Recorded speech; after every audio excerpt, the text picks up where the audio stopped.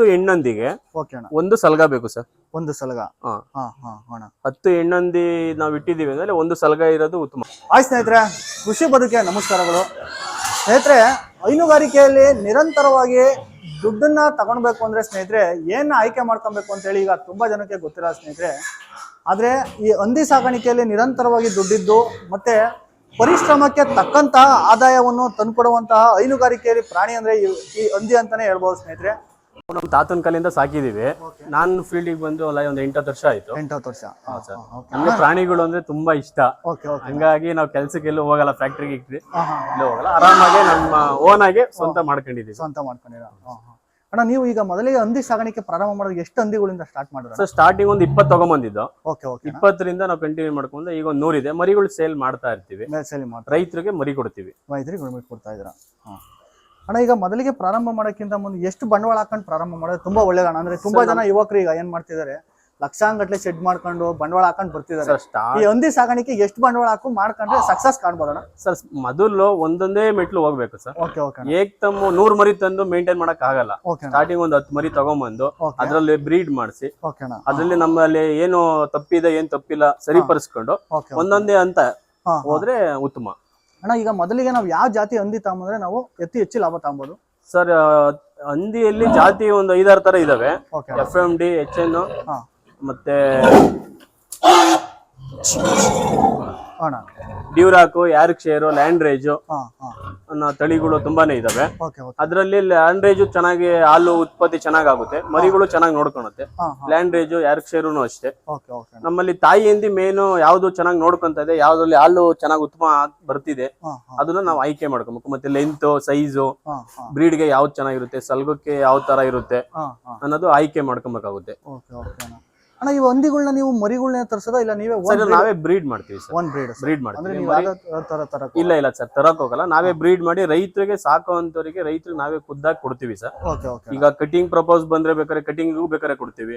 ಈಗ ಒಂದು ಫಂಕ್ಷನ್ ಇದೆ ನಿಮ್ಮ ಮನೆಯಲ್ಲಿ, ಫಂಕ್ಷನ್ ಈಗ ಒಂದು 80 kg ಬೇಕು, 100 kg ಬೇಕು, 50 kg ಬೇಕು ಅಂದ್ರೆ ಕೊಡ್ತೀವಿ. ಇಲ್ಲ ಮರಿ ಬೇಕು ಸಾಕಂತೀವಿ ಅಂದ್ರೆ ಬೇಕಾದ್ರೆ ಮರಿನೂ ಕೊಡ್ತೀವಿ. ಮರಿನೂ ಕೊಡ್ತೀವಿ. ಅಣ್ಣ, ಈಗ ಹಂದಿ ಸಾಗಾಣಿಕೆಯಲ್ಲಿ ಅಂದ್ರೆ ಅಪಾರವಾಗಿ ಬಂಡವಾಳ ಹಾಕಂದಲೇ ನಾವು ಕಮ್ಮಿ ದುಡ್ಡಲ್ಲಿ ಹಂದಿ ಸಾಗಾಣಿಕೆ ಮಾಡಬಹುದು? ಹೌದು ಸರ್, ಕಮ್ಮಿ ಇನ್ವೆಸ್ಟ್ಮೆಂಟ್ ಇಂದಾನೆ ಹೋಗ್ಬೇಕು ಸರ್. ನಾವು ಕಮ್ಮಿ ಇನ್ವೆಸ್ಟ್ಮೆಂಟ್ ಹೋಗ್ಬೇಕು. ನಿಮ್ಮ ಫಾರ್ಮ್ ಅಲ್ಲಿ ದಿನನಿತ್ಯ ಏನ ಆಹಾರ ಏನ್ ಕೊಡ್ತಾರೆ ಸರ್? ನಮ್ಮಲ್ಲಿ ಹೋಟೆಲ್ ವೇಸ್ಟ್ ಸರ್. ವೇಸ್ಟ್. ಮತ್ತೆ ಫೀಲ್ಡ್ ಆಧಾರದ ಸರ್ ಫೀಲ್ಡ್ ತಾಯಿ ಹಂದಿಗಳು ಕೊಡ್ತೀವಿ, ಮರಿಗಳಿಗೆ ಕೊಡ್ತೀವಿ. ಬಟ್ ಕಟಿಂಗ್ ನೋಕ್ ಹಾಕಲ್ಲ, ಮುಸ್ರೇನೆ ಮೇಂಟೈನ್ ಮಾಡ್ತೀವಿ. ಕ್ಯಾಂಟೀನ್, ಫ್ಯಾಕ್ಟ್ರಿಗಳು ಮುಸ್ರೆ ಇರೋದ್ರಿಂದ ಮೇಂಟೈನ್ ಆಗ್ತಿದೆ. ತರಕಾರಿಗಳು, ವೇಸ್ಟ್ ತರಕಾರಿಗಳು ಸಿಗುತ್ತೆ ನಮ್ಮಲ್ಲಿ. ಅಣ್ಣ, ಅತಿ ಹೆಚ್ಚು ಯಾವ ರಾಜ್ಯದಲ್ಲಿ ಜಾಸ್ತಿ ಇದು ಹಂದಿ ತಿನ್ನೋದಕ್ಕೆ ಜಾಸ್ತಿ ಬಯಸ್ತಾರಣ್ಣ? ಸರ್ ತಮಿಳ್ನಾಡು, ಆಂಧ್ರ, ಮತ್ತೆ ನಾಗಾಲ್ಯಾಂಡ್, ಕೇರಳ, ಎಲ್ಲಾ ಕಡೆನೂ ಹೋಗುತ್ತೆ ಸರ್. ಎಲ್ಲಾ ಕಡೆನೂ ಜಾಸ್ತಿ ಕೇರಳ ಹೋಗುತ್ತೆ. ಹೇಗೆಲ್ಲ ಮಾರಾಟ ಮಾಡ್ತೀರಾ ಸರ್? ಮಾರಾಟ ಇವಾಗ ನಮ್ಮಲ್ಲಿ ಸೇಲ್ಗೆ ಇದೆ ಅಂದಾಗ ಯಾರಾದ್ರೂ ಬಂದು ನೋಡ್ತಾರೆ, ಅವ್ರಿಗೆ ಇಷ್ಟ ಆಯ್ತು ಅಂದ್ರೆ ಅವರು ಪಾರ್ಟಿ ಬಂದು ವ್ಯಾಪಾರ ಮಾಡ್ಕೊಂಡು ಅಡ್ವಾನ್ಸ್ ಕೊಡ್ತಾರೆ. ಇಂಥ ದಿವಸ ಬರ್ತೀವಿ ಅಂತ ಹೇಳ್ತಾರೆ, ಬಂದ್ರೆ ಬರ್ತಾರೆ, ದಳ್ಳಾಳಿಗಳು ಬರ್ತಾರೆ. ಇಲ್ಲ ಡೈರೆಕ್ಟ್ ಕಟಿಂಗ್ ಅಂಗಡಿಗಳವರು ಬಂದು ಕೇಳ್ತಾರೆ, ಇಲ್ಲ ಸರ್ ನಮ್ಗೆ ಅಂಗಡಿಗೆ ಬೇಕು, ನಮ್ಗೆ ಇಷ್ಟು ಕೆಜಿ ಬರ್ಬೇಕು, 80 kg 90 kg ಬೇಕು ಲೈವ್ ವೇಜ್, 120 150 kg ಬಂದ್ರೆ ಅಂಗಡಿಗಳಲ್ಲಿ ಆಗಲ್ಲ ಅಂತ ಹೇಳ್ತಾರೆ.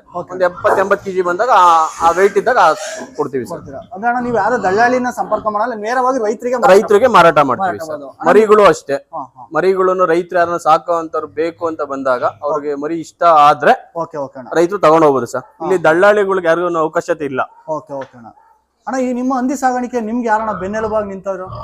ಬೆನ್ನೆಲುಬು ಅನ್ನೋದ್ರೆ ನಮ್ ತಾತವ್ರು ಅವಾಗಿಂದೆಲ್ಲ ಸಾಕಿದ್ರು, ನಾವು ಹುಡುಗರಿಂದ ನೋಡಿದ್ದು. ನಮಗೂ ಇದ್ರಲ್ಲಿ ಆದಾಯ ಇದೆ ಮತ್ತೆ ಮಾಡ್ಬೇಕು ಅನ್ನೋ ಆಸಕ್ತಿ ಇತ್ತು, ಹಂಗಾಗಿ ಮಾಡ್ಕೊಂಡು ಹೋಗ್ತಾ ಇದೀವಿ. ಅಣ್ಣ, ಒಂದ್ ಬ್ಯಾಚ್ ಎಷ್ಟು ದಿನಕ್ಕೆ ಮಾರಾಟ ಮಾಡ್ತೀರಣ್ಣ ನೀವು? ಒಂದು ಸಾಗಾಣಿಕೆ ಪ್ರಾರಂಭ ಮಾಡಿದಾಗಿಂದ ಈಗ ಮರಿಗಳಿಗೆ ಮರಿದೆಯಲ್ಲ ಇದು, ಈ ಮರಿನ ಎಷ್ಟು ದಿನಕ್ಕೆ ರೆಡಿ ಮಾಡ್ತೀರಾ ಮಾಂಸ? ಸರ್ ಅವು 6 ತಿಂಗಳಿಂದ 7 ತಿಂಗಳಿಗೆಲ್ಲ ರೆಡಿ ಆಗುತ್ತೆ ಸರ್. ರೆಡಿ ಆಗುತ್ತೆ. ಅಣ್ಣ, ಇವನ್ನ ನೈಸರ್ಗಿಕವಾಗಿ ಆಹಾರ ಏನ್ ಕೊಟ್ರೆ ಇವು ಚೆನ್ನಾಗಿ ಅಂದ್ರೆ ಬಲ್ಕ್ ಆಗಿ ಬರುತ್ತೆ? ಸರ್ ಫೀಲ್ಡ್ ಕೊಡ್ಬೋದು, ಫೀಲ್ಡ್ ಅಲ್ಲಿ ಮೇಂಟೈನ್ ಮಾಡಕ್ ಆಗಲ್ಲ, ತುಂಬಾ ಕಷ್ಟ ಇದೆ. ಒಂದು ಮೂಟೆ ಫೀಲ್ಡ್ ಬಂದು 1800 ರೂಪಾಯಿನ ಇದೆ. ಫೀಲ್ಡ್ ಅಲ್ಲಿ ಮೇಂಟೈನ್ ಮಾಡಕ್ಕಲ್ಲ. ಆಲ್ಮೋಸ್ಟ್ ಹೋಟ್ಲು, ಕ್ಯಾಂಟೀನ್ ವೇಸ್ಟೇಜ್ ಮಾಡಬಹುದು. ಆಹಾರ ಅಂತಂದ್ರೆ ಮುಸ್ರೆನೆ ಜಾಸ್ತಿ ಕೊಡೋದ್ರಿಂದ ಚೆನ್ನಾಗಿ ಬರುತ್ತೆ ಅಣ್ಣ. ಅಣ್ಣ, ಇದು ಸಮಯ ಏನಣ್ಣ? ಇದು ಹಂದಿಗೆ ಯಾವಾಗ ಯಾವಾಗ ಆಹಾರ ಕೊಡಬೇಕು ಏನು? ಸರ್ ಬೆಳಗ್ಗೆ ಸಂಜೆ ಕೊಡಬೇಕು. ಕಟಿಂಗ್ ಆದ್ರೆ ಬೆಳಗ್ಗೆ ಸಂಜೆ ಕೊಡಬೇಕು. ಬ್ರೀಡಿಂಗ್ ಪರ್ಪಸ್ ಆದ್ರೆ 1 ಟೈಮ್ ಕೊಡಬೇಕು ಸರ್. ತಾಯಿ ಹಂದಿಗಳಿಗೆ ಮೇವು ಜಾಸ್ತಿ ಕೊಡಂಗಿಲ್ಲ, 1 ಟೈಮ್ ಮಾತ್ರ ಇಷ್ಟು ಮ್ಯಾಕ್ಸಿಮಮ್ ಅಂತ ಕೊಡ್ತಾ ಇರ್ತೀವಿ. ಅಣ್ಣ, ಈಗ ಇದನ್ನ ನೀವು ಬೆಳಗಿಂದ ಸಂಜೆವರೆಗೂ ಯಾವ ತರ ಶುಚಿ ಮಾಡೋದಂತ ಯಾವ ತರ ತಿಳಿಸ್ಕೊಡ್ತೀರಾ? ಅಂದ್ರೆ ಈಗ ಈಗ ಏನಾಗುತ್ತೆ ಅಂತಂದ್ರೆ ಅದನ್ನ ಸೆಕೆಗೆ ಹಾಕ್ಬಾರ್ದು ಅನ್ನೋದು ಒಂದ್ ಕಾನ್ಸೆಪ್ಟ್ ಇರುತ್ತೆ, ಮತ್ತೆ ರೋಗ ರುಜಿನಗಳು ಬರಬಾರ್ದು ಅನ್ನೋದು ಒಂದ್ ಕಾನ್ಸೆಪ್ಟ್ ಇರುತ್ತೆ. ಅದನ್ನ ಹೇಗೆಲ್ಲ ಶುಚಿಗೊಳಿಸಬೇಕು ಸರ್? ನಾವು ಬೆಳಗ್ಗೆ 6 ಗಂಟೆಗೆ ಮುಸ್ರೆ ತರಕ್ ಹೋದ್ರೆ ತಗೊಂಡ್ಬಂದು ಅದನ್ನ ಇಳಿಸ್ಕೊಂಡು ಅದೇನು ಕವರು ಪ್ಲಾಸ್ಟಿಕ್ ಏನಿದೆಲ್ಲ ಚೆಕ್ ಮಾಡಿ ಫಸ್ಟ್ ಗೂಡು ವಾಶ್ ಮಾಡ್ತೀವಿ. ಗೂಡು ವಾಶ್ ಮಾಡ್ಬಿಟ್ಟು ಆಮೇಲೆ ಮೇವ್ ಹಾಕ್ತಿವಿ ಸರ್. ಅಣ್ಣ ಎಷ್ಟು ಅಂತಂದ್ರೆ ಈಗ ದಿನ ಬಿಟ್ಟು ದಿನ ತೊಳಿಬೇಕು ಇಲ್ಲ ಸರ್? ಡೈಲಿ ತೊಳಿಬೇಕು, ದಿವಸಕ್ಕೆ 2 ಸತಿ ತೊಳೆದ್ರೆ ಉತ್ತಮ ಸರ್. 2 ಸಾರಿ? ಹಾ ಸರ್, ಬೆಳಗ್ಗೆ ಸಂಜೆ ತೊಳಿಬೇಕು. ಬಿಸಿಲಿದ್ರೆ ಮಧ್ಯಾಹ್ನದ ಹೊತ್ತು ಮೈ ಮೇಲೆ ನೀರ್ ಹಾಕೋದು ಉತ್ತಮನೇ. ಮೈ ಮೇಲೆ ಪ್ರತಿ ಒಂದೊಂದಿಗೂ ಮಧ್ಯಾಹ್ನ ಡೈಲಿ ವಾಶ್ ಮಾಡ್ಲೇಬೇಕು ಸರ್. ಅಣ್ಣ ಇದಕ್ಕೆಲ್ಲ ನೀರಿನ ವ್ಯವಸ್ಥೆ ಹೇಗ್ ಮಾಡ್ತೀರಾ ಸರ್? ಲಿಪ್ಪಲ್ ಸಿಸ್ಟಮ್ ಮಾಡಿದೀವಿ. ಲಿಪ್ಪಲ್ ಇದೆ, ಆ ಲಿಪ್ಪಲ್ ನೀರ್ ಕುಡಿತೆ. ಔಟ್ ಸೈಡ್ ಟ್ಯಾಂಕ್ ಇಟ್ಟಿದ್ದೀನಿ, ಎಲ್ಲಾ ಗುಡಲ್ಲೂ ನೀರು ಲಿಪ್ಪಲ್ ಸಿಸ್ಟಮ್ ಇದೆ. ಆರಾಮಾಗಿ ನೀರ್ ಕುಡಿತವೆ. ಎಲ್ದಿ ಲಿಪ್ಪಲ್ ಅಂದ್ರೆ ಅದನ್ನ ಬಾಯಿಗೆ ಅದೇ ಇಟ್ಕೊಂಡ್ತಾ? ಹಾ ಸರ್. ಆತರ ಅಂದ್ರೆ ಆಟೋಮೆಟಿಕ್ ಅನ್ನೋದು? ಹಾ ಸರ್. Okay okay. ಅಂದ್ರೆ ನೀವು ಯಾವ್ದೇ ತರ ಬಕೆಟ್ ಅಲ್ಲಿ ಆತರ ಇಲ್ಲ ಸರ್. ಆಲ್ಮೋಸ್ಟ್ ಎಲ್ಲ ಲಿಪ್ಪಲ್ಗಳಿದಾವೆ, ನೀರು ಕುಡಿತವೆ ಸರ್. ಅದಕ್ಕೆ ಹೋಗಿ ಮುಷ್ಟಿ ಇಟ್ಬಿಟ್ಟು ಅದು ಹಾ ಸರ್, ನೀರು ಕುಡಿತವೆ. ಅಣ್ಣ ನಿಮ್ಮ ಫಾರಂ ಅಲ್ಲಿ ಎಷ್ಟು ದಿನಕ್ಕೆ ಒಂದು ಬ್ಯಾಚ್ ನ ರೆಡಿ ಮಾಡಿ ನೀವು ಆಚೆ ಕಳಿಸ್ತೀರಣ್ಣ ಒಂದು ಬ್ಯಾಚ್ ನ? ಸರ್ ನಮ್ಮಲ್ಲಿ ಇವಾಗ ಬ್ರೀಡಿಂಗ್ ಇವಾಗ ಆಗಿದೆ ಅಂದ್ರೆ ಓಕೆ ಓಕೆ ಅಣ್ಣ, ತಾಯಿ ಹತ್ರ ಒಂದು 2.5 ತಿಂಗಳಿಂದ 3 ತಿಂಗಳು ಮರಿಗಳಿಗೆ ಹಾಲು ಕುಡಿಸ್ತೀವಿ. ಅದು ಫೀಡಿಂಗ್ ಚೆನ್ನಾಗಿ ತಿನ್ನೋದ್ ಸ್ಟಾರ್ಟ್ ಆದ್ಮೇಲೆ ನಾವು ಅದನ್ನ ಸಪರೇಟ್ ಮಾಡ್ತೀವಿ. ಆ ಸಪರೇಟ್ ಮಾಡಿದಾಗ ಏನಾಗುತ್ತೆ, ಒಂದ್ 2.5-3 ತಿಂಗಳು ಆದ್ಮೇಲೆ ಅದನ್ನ ಬೇರೆ ಪಡಿಸ್ತೀವಿ. ಬೇರೆ ಪಡಿಸಿ ಅವನ್ನ 8 ತಿಂಗಳಿಂದ 9 ತಿಂಗಳು ಮೇಯಿಸ್ತೀವಿ ಸರ್. ಅವಾಗ ಅದು ಕಟಿಂಗ್ ಬರುತ್ತೆ. ಅದನ್ನ ನಾವು ಕಟಿಂಗ್ ಪ್ರಪೋಸ್ಗೆ ಸೇಲ್ ಮಾಡ್ತೀವಿ. ಅಣ್ಣ ಏನಾದ್ರೂ ಈಗ ಹಂದಿಗಳಿಗೆ ನಿಮ್ ಫಾರಂ ಅಲ್ಲಿ ಈಗ ಬಂದಂತ ರೋಗಗಳನ್ನ ಹೇಗೆ ತಡೆಗಟ್ತೀರಣ್ಣ?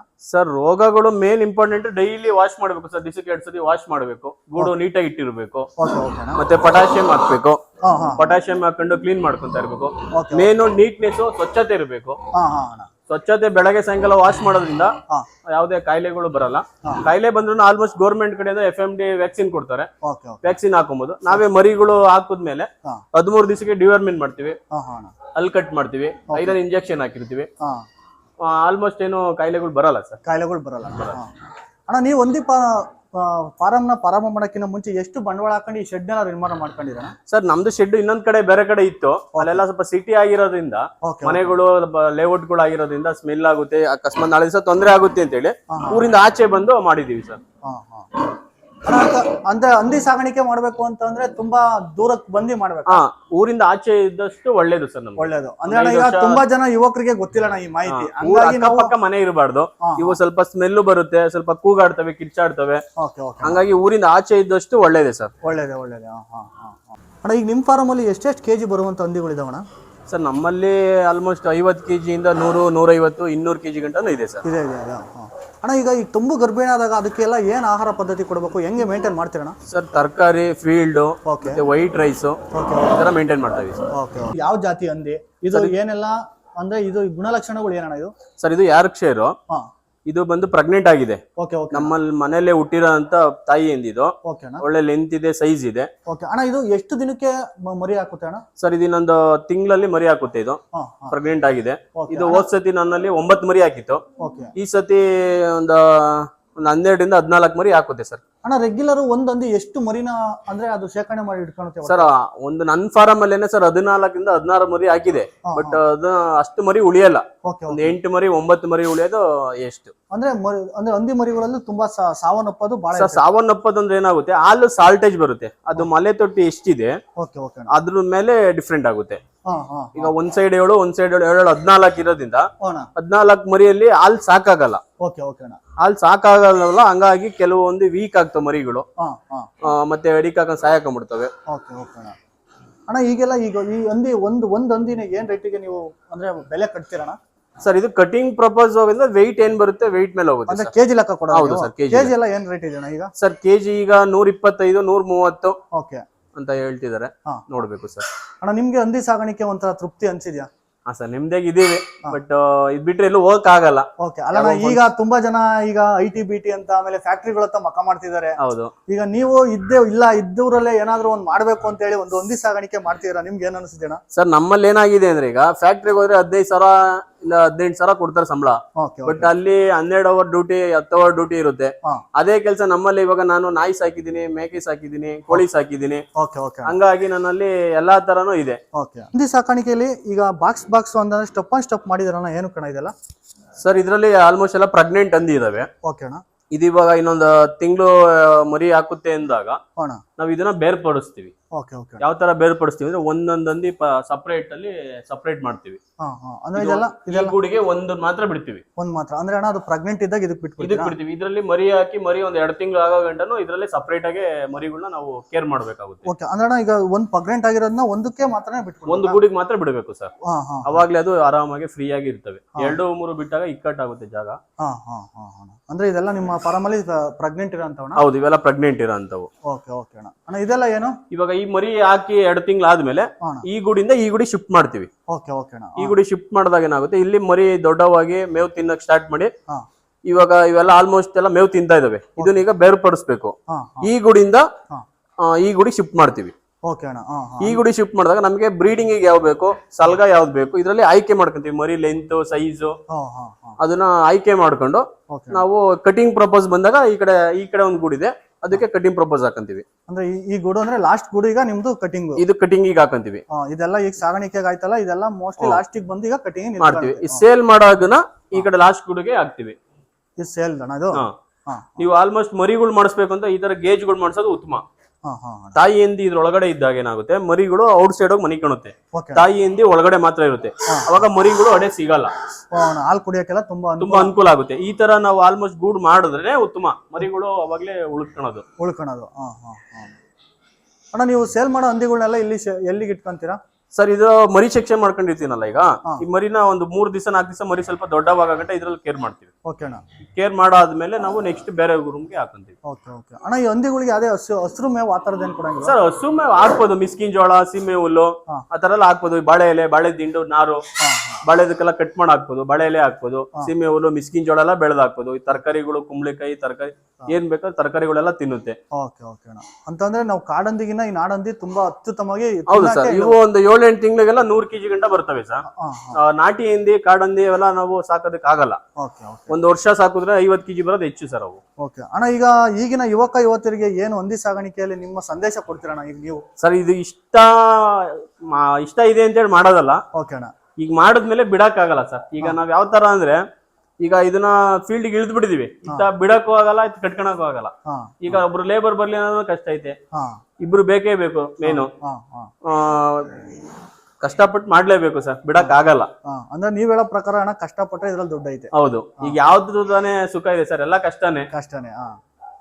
ಈಗ ಫ್ಯಾಕ್ಟ್ರಿಗೆ ಹೋಗ್ತೀವಿ, ಕೈ ಕೆಳಗೆ ಒಬ್ರು ಮ್ಯಾನೇಜರ್ ಇರ್ತಾರೆ, ಅವ್ರು ಏನಾದ್ರು ಹೇಳಿದ್ ಮತ್ತೆ ಕೇಳಿದ್ರೆ ಅವ್ರ ಕಾಲಾಗ ಹೇಳಿದ್ ನಾವು ಮಾಡ್ಬೇಕು. ಅವ್ರು ಯಾವ್ಯಾವ ರೀತಿ ಟಾರ್ಚರ್ಗಳು ಕೊಡ್ತಾರೆ. ಈಗ ಒಂದ್ ಫ್ಯಾಕ್ಟ್ರಿಗೆ ಹೋದ್ಮೇಲೆ 4 ಜನ ಇರುತ್ತೋ ಕೆಲಸ ಮಾಡೇ ಮಾಡ್ತೀವಿ. ಇಲ್ಲಿ ನಮ್ಮಲ್ಲಿ ಯಾರು ಹೇಳಂಗಿಲ್ಲ. ಈಗ ಮನೆ ಕಂಡ್ರೆ ಯಾರು ಕೇಳಂಗಿರಲ್ಲ. ಅಣ್ಣ ನೀವು ಬೆಳಿಗ್ಗೆ ಎಷ್ಟು ನಿಮ್ಮ ಫಾರಂ ಅಲ್ಲಿ ಎಷ್ಟು ಗಂಟೆಗೆ ನೀವು ಕೆಲಸ ಪ್ರಾರಂಭ ಮಾಡ್ತೀರಾ ಸರ್? ಬೆಳಗ್ಗೆ 5:30 6 ಗಂಟೆ ಸ್ಟಾರ್ಟ್ ಮಾಡ್ತೀವಿ. ಮಾಮೂಲಿ ಹೋಟೆಲ್ಗಳು ಎಲ್ಲ ವೇಸ್ಟ್ ಎತ್ಕೊಂಡು 9 ಗಂಟೆ 10 ಗಂಟೆಗೆ ಫಾರಂ ಹತ್ರ ಬರ್ತೀವಿ.